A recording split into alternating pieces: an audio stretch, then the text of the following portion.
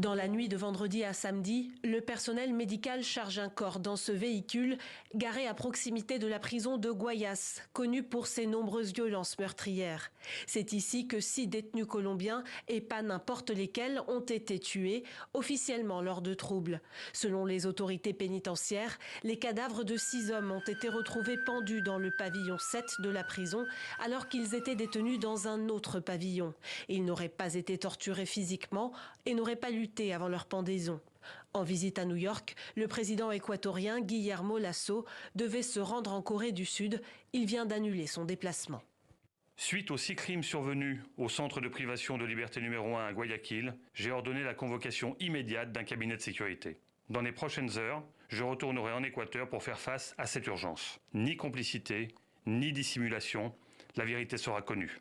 Le parquet avait annoncé que du personnel militaire spécialisé allait pénétrer dans le pavillon 7 de la prison où auraient démarré les troubles afin de, dixit, prendre la situation en main.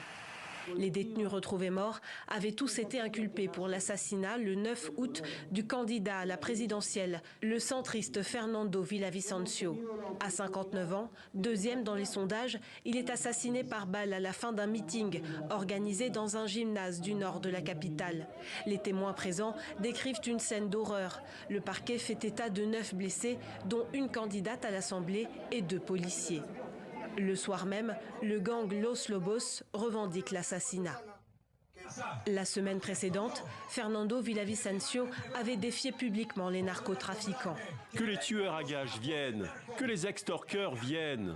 La mort des 6 détenus survient à quelques jours du second tour de la présidentielle, prévu le 15 octobre prochain.